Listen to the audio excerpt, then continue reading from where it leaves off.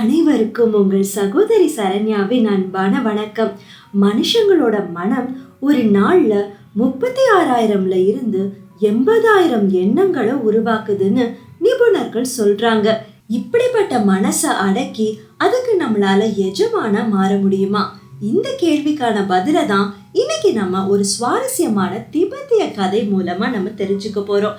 இந்த கதைய கடைசி வரைக்கும் கேளுங்க, அப்பதான் உங்களுக்கு முழுசா புரிஞ்சுக்க முடியும். ஒரு மனுஷன் ஒரு வயசான குரு கிட்ட தினமும் சேவை புரிஞ்சிட்டு வந்தான். உணவு தர்றது, கிணத்துல இருந்து நீரை இறைக்கிறது, கால்களை அமுக்கி விடுறது, அது போன்ற சேவைகள். வயதான குருவோ ஏன் உன்னோட நேரத்தை வீண் செய்யற அப்படின்னு சொல்றது வழக்கம். ஏன்னா அந்த குருவுக்கு இந்த சேவையோட நோக்கம் ஏதோ ஒரு ஆசைதான் அப்படின்னு தெளிவா புரிஞ்சிச்சு. முடிவுல ஒரு நாள் அந்த மனுஷன், நான் உங்ககிட்ட சேவை புரியறதுக்கு காரணம் எனக்கு ஏதாவது ஒரு அதிசயம், ஒரே ஒரு அதிசயமாவது செய்யறதுக்கு கத்து தரணும் அப்படின்னு கேட்டுக்கிட்டான். அதுக்கு அந்த வயசான குரு, ஆனா எனக்கு எந்த அதிசயமும் செய்ய தெரியாது, நீ உன்னோட நேரத்தை தேவையில்லாம வீணாக்கிட்ட, நீ வேற யாராவது அதிசயங்கள் செய்ய தெரிஞ்சவங்கள போய் பாரு அப்படின்னு சொன்னாரு. ஆனா அந்த மனுஷனும், உங்களுக்கு அதிசயம் செய்ய தெரியாதுன்னு எப்பவும் நீங்க மறுத்துக்கிட்டே தான் வர்றீங்கன்னு எனக்கு தெரியும், ஆனா நீங்க எப்பவுமே அதிசயங்களை நடத்திட்டு தான் வர்றீங்க. மத்தவங்க எல்லாம் என்கிட்ட சொல்லியிருக்கிறாங்க, நீ அவர் சொல்றத கேட்காத, அவருக்கு சேவைகளை செஞ்சுக்கிட்டே வா, ஒரு நாள் அவர் உனக்கு ஏதாவது ரகசியத்தை சொல்லுவாரு, ஆனா அதுக்கு நீ ஏற்றவனா இருக்கிறியா அப்படிங்கறத பார்த்துட்டு தான் அவர் சொல்லுவாருன்னு சொல்லியிருக்கிறாங்க. ஒருவேளை நான் இன்னும் அதுக்கு தக்கவாறு உங்களை கவனிச்சுக்கலையோ என்னவோ அப்படின்னு சொன்னான். சில நாட்களுக்கு அப்புறமா அந்த வயசான குரு இந்த மனுஷன் இன்னும் தேவையில்லாம வேலை செஞ்சுட்டே வர்றத பார்த்தாரு. அந்த குரு நினைச்சாரு, யாரோ இவனோட மனசுல நான் அதிசயம் புரிபவன்ற எண்ணத்தை விதைச்சிட்டாங்க.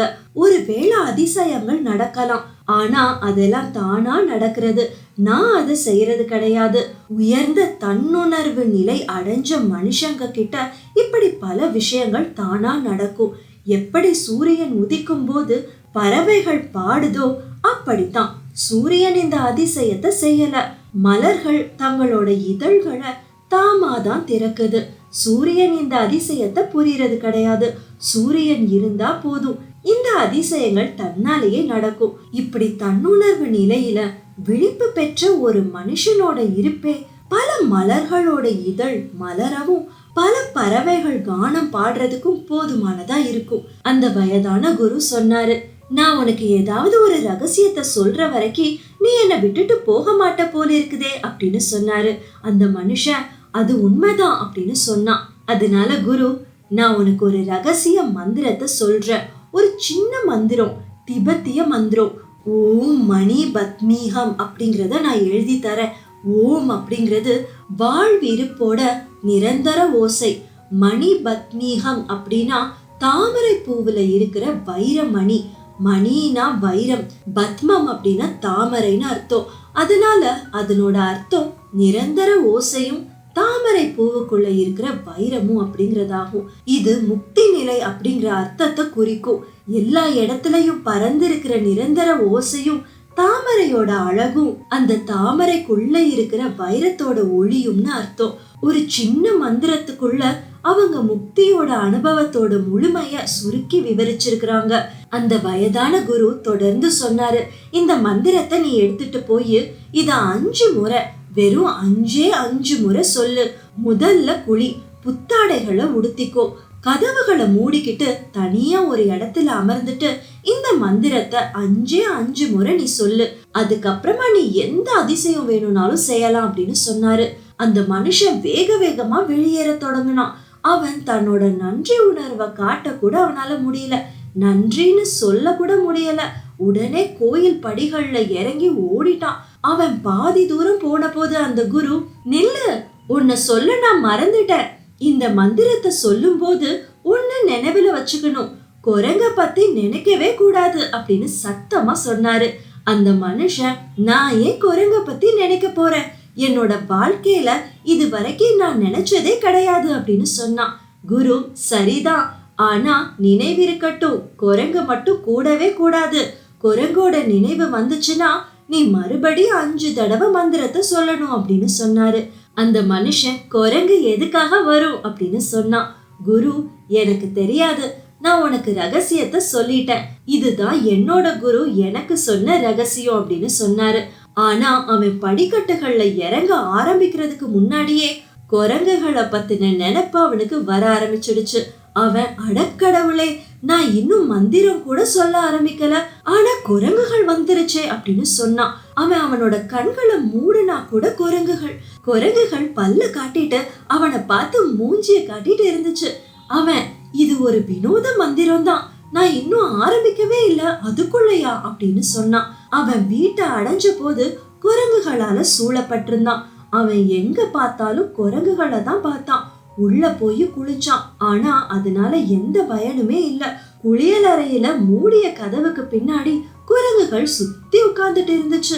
அவன் நினைச்சான், இந்த குரு ஏன் இப்படி பண்ணாரு? இந்த குரங்குகள் தான் பிரச்சனைனா அவர் இத பத்தியே குறிப்பிட்டிருக்க கூடாது.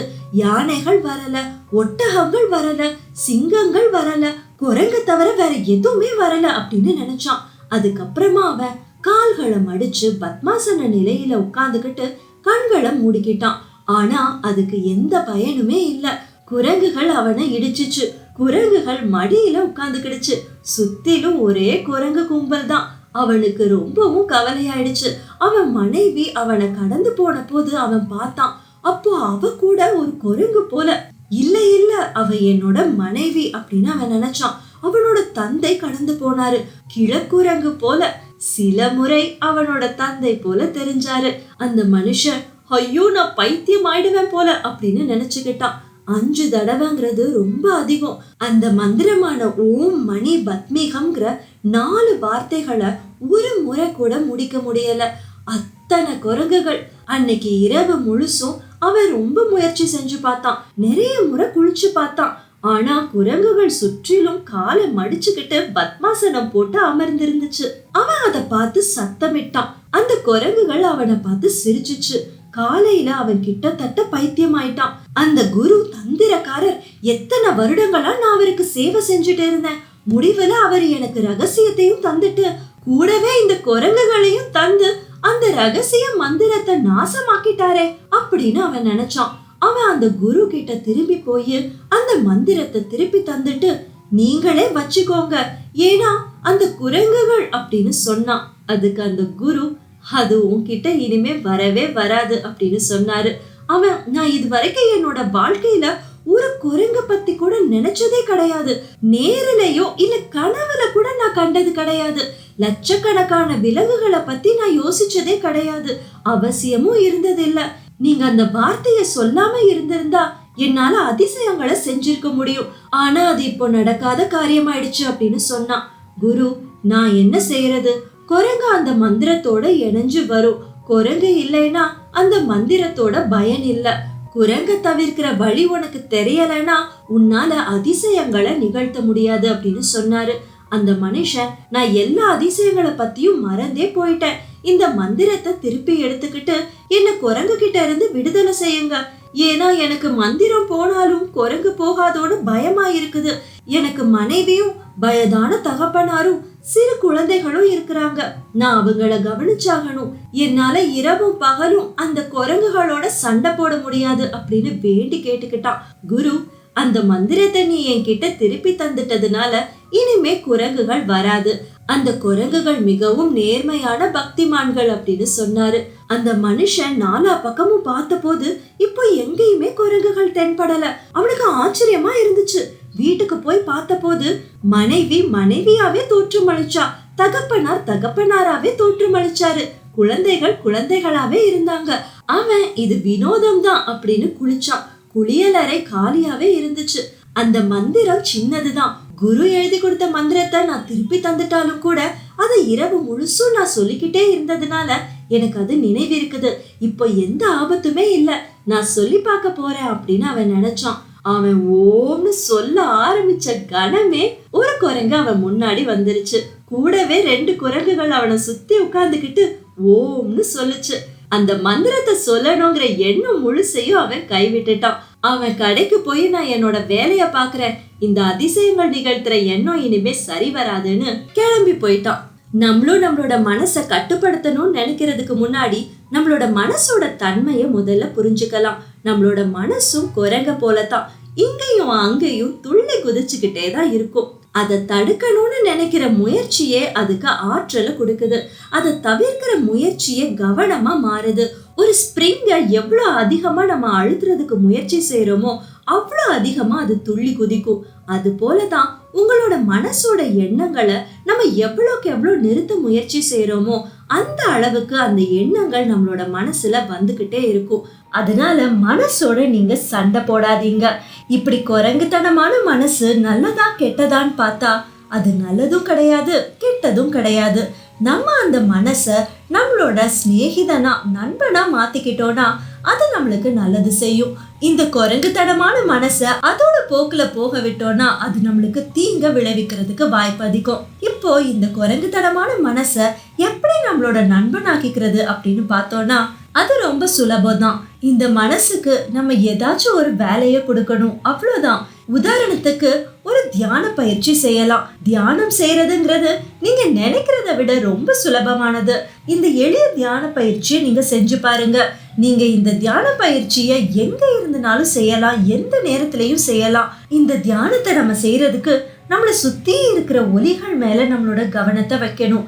எந்தெந்த ஒலியெல்லாம் நம்மளை சுத்தி கேக்குதோ அதை நம்ம கவனிக்கணும், அவ்வளவுதான். நீங்க வெளியே இருந்தாலும் சரி, ஏதாச்சும் வேலை செஞ்சுட்டு இருந்தாலும் சரி, ஒலிகள்ல உங்களோட கவனத்தை செலுத்தி கேட்க ஆரம்பிங்க.